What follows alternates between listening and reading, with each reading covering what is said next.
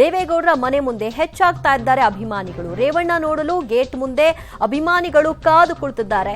ಪದ್ಮನಾಭನಗರದ ದೇವೇಗೌಡರ ನಿವಾಸದ ಬಳಿ ಈ ರೀತಿಯಾದಂತಹ ಒಂದು ಚಿತ್ರಣ ಗಮನ ಸೆಳೀತಾ ಇರೋದು. ದೇವೇಗೌಡರ ಮನೆ ಮುಂದೆ ಹೆಚ್ಚಾಗಿ ಅಭಿಮಾನಿಗಳು ಬರ್ತಾ ಇದ್ದಾರೆ.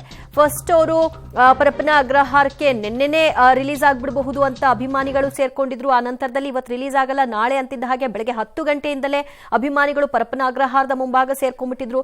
ಸೊ ಈಗ ಅಲ್ಲಿ ರಿಲೀಸ್ ಆಗಿ ಅವ್ರು ನೇರ ಪದ್ಮನಾಭನಗರಕ್ಕೆ ಬರ್ತಿದ್ದ ಹಾಗೆ ಅಭಿಮಾನಿಗಳೆಲ್ಲ ಈ ಕಡೆ ಶಿಫ್ಟ್ ಆಗ್ತಾ ಇದ್ದಾರೆ. ಅವ್ರು ಏನಾದ್ರೂ ಮಾತನಾಡಬಹುದು, ಏನಾದ್ರೂ ಒಂದು ಕರೆ ಕೊಡಬಹುದು, ಅವ್ರನ್ನ ಮಾತನಾಡಿಸಬೇಕು, ಅವ್ರು ಹೇಗಿದ್ದಾರೆ ಆರೋಗ್ಯ ವಿಚಾರಿಸಬೇಕು ಇತ್ಯಾದಿಗಳು ಅಭಿಮಾನಿಗಳಲ್ಲಿ ಈಗ ಸದ್ಯ ಓಡ್ತಾ ಇರುವಂತಹ ಅಂಶಗಳು.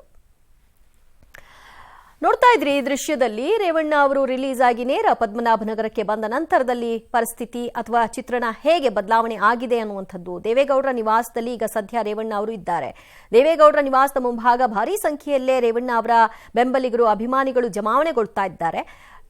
ಜೈಕಾರಗಳನ್ನ ಮೊಳಗಿಸ್ತಾ ಇದ್ದಾರೆ. ರೇವಣ್ಣ ಅವ್ರನ್ನ ನೋಡಬೇಕು, ಅವರು ಹೇಗಿದ್ದಾರೆ, ಅವರ ಆರೋಗ್ಯ ವಿಚಾರಿಸಬೇಕು ಮತ್ತು ಈ ರಾಜಕೀಯ ಷಡ್ಯಂತ್ರ ಕುರಿತಾಗಿ ಅವರಿಂದ ಬರಬಹುದಾದಂತಹ ಮಾತುಗಳೇನು ಅದೆಲ್ಲವನ್ನು ಕೂಡ ಎದುರು ನೋಡ್ಲಿಕ್ಕಾಗಿ ಸದ್ಯ ಕಾರ್ಯಕರ್ತರು ಕಾಯ್ತಾ ಇದ್ದಾರೆ. ಬಹುಶಃ ಅವ್ರನ್ನೆಲ್ಲರನ್ನು ಉದ್ದೇಶಿಸಿ ಏನಾದ್ರೂ ಮಾತನಾಡ್ತಾರಾ, ಏನಾದ್ರೂ ಸಂದೇಶವನ್ನ ಕೊಡ್ತಾರಾ ರೇವಣ್ಣ ಅವರು, ಅದನ್ನ ಕಾದು ನೋಡ್ಬೇಕು. ಸದ್ಯ ಅವರು 6 ದಿನಗಳ ಗ್ಯಾಪ್ ಆಗಿತ್ತು, ತಂದೆ ನೋಡಿರಲಿಲ್ಲ ಮತ್ತು ಮುಂದೆ ಇಲ್ಲಿ ಆಗಿರುವಂತಹ ಒಂದು ಸಿಚುವೇಶನ್ ಏನಿದೆ ಇದರಿಂದ ಮುಂದೆ ಹೇಗೆ ಫೇಸ್ ಮಾಡೋದು ಅನ್ನೋದ್ರ ಬಗ್ಗೆ ಕೂಡ ಅವರು ಮಾತುಕತೆ ನಡೆಸಬೇಕು.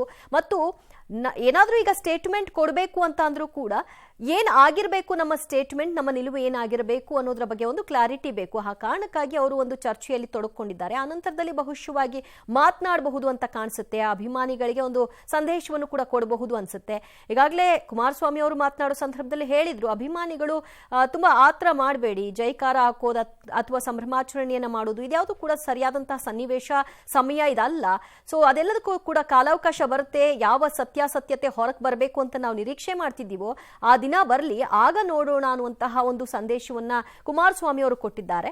ಬಟ್ ರೇವಣ್ಣ ಅವ್ರನ್ನ ಈಗ ನೋಡಬೇಕು, ಅವರಿಂದ ಮಾತುಗಳನ್ನ ಕೇಳಬೇಕು ಅನ್ನೋದು ಅವರ ಅಭಿಮಾನಿಗಳ ಆಶಯ. ಯಾಕಂದ್ರೆ ಹಾಸನದ ವಿಚಾರದಲ್ಲಿ ರೇವಣ್ಣ ಅವರು ಯಾವುದೇ ರಾಜಿಯನ್ನ ಮಾಡ್ಕೊಳ್ಳಲ್ಲ. ಅದು ಯಾವುದೇ ಪಕ್ಷ ಇದ್ರೂ ಕೂಡ ಹಾಸನ ವಿಚಾರಕ್ಕೆ ಆಗ್ಬೇಕಾಗಿರುವಂತಹ ಕೆಲಸಗಳ ವಿಷಯದಲ್ಲಿ ತಾನು ಮುಂಚೂಣಿಯಾಗಿ ಹೋಗಿ ಅದು ಖುದ್ದು ಆಗೋವರೆಗೂ ಕೂಡ ಬಿಡದೆ ಒಂದು ಒಳ್ಳೆ ಬಾಂಡಿಂಗ್ ನ ಎಲ್ಲ ಪಕ್ಷಗಳ ಜೊತೆ ಇಟ್ಕೊಂಡಿದ್ರು ರೇವಣ್ಣ ಅವರು ಅನ್ನುವಂತಹ ಅಭಿಪ್ರಾಯ. ಆ ಕಾರಣಕ್ಕೆ ಹಾಸನದಲ್ಲಿ ಬಹಳಷ್ಟು ಕೆಲಸಗಳಾಗಿದೆ ಅಂತ ಇದೆಲ್ಲವನ್ನು ಕೂಡ ಗಮನಿಸಿಕೊಂಡು ಇವತ್ತು ಬೆಂಬಲಿಗರು ರೇವಣ್ಣ ಪರವಾಗಿ ನಿಂತ್ಕೊಳ್ತಾ ಇದ್ದಾರೆ. ದೇವೇಗೌಡರ ನಿವಾಸದ ಮುಂದೆ ಸಾರಾ ಮಹೇಶ್ ಒಂದು ಹೇಳಿಕೆಯನ್ನ ಕೊಡ್ತಾರೆ. ರೇವಣ್ಣ ಅರೆಸ್ಟ್ ಒಂದು ದೊಡ್ಡ ಸಂಚು, ರಾಜಕೀಯ ಪ್ರೇರಿತ ಸಂಚು. ಇದು ರಾಜ್ಯದ ಜನರಿಗೆ ಈಗಾಗಲೇ ಗೊತ್ತಾಗಿದೆ.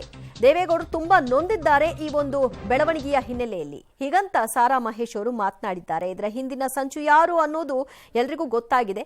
ದೇವರ ಮೇಲೆ ನಮಗೆ ನಂಬಿಕೆ ಇದೆ. ಸೊ ನೋಡೋಣ ಮುಂದೆ ಯಾವ ದಾರಿಗೆ ಸಾಗುತ್ತೆ ಈ ಪ್ರಕರಣ ಅನ್ನೋದನ್ನ ಸಾರಾ ಮಹೇಶ್ ಹೇಳಿದ್ದಾರೆ. ಕೂಡ ಹೇಳಿದ್ದೀನಿ, ರೇವಣ್ಣರವರ ವಿಚಾರದಲ್ಲಿ ಸ್ಪಷ್ಟವಾಗಿ ಹೇಳಿದ್ದೀವಿ. ಇದು ರಾಜಕೀಯ ಪ್ರೇರಿತ ಸಂಚು. ಇದು ರಾಜ್ಯದ ಜನತೆ ಕೂಡ ಗೊತ್ತಾಗಿದೆ. ಇದು ರಾಜಕೀಯ ಪ್ರೇರಿತ ಸಂಚು. ಇದು ಸಂಚು.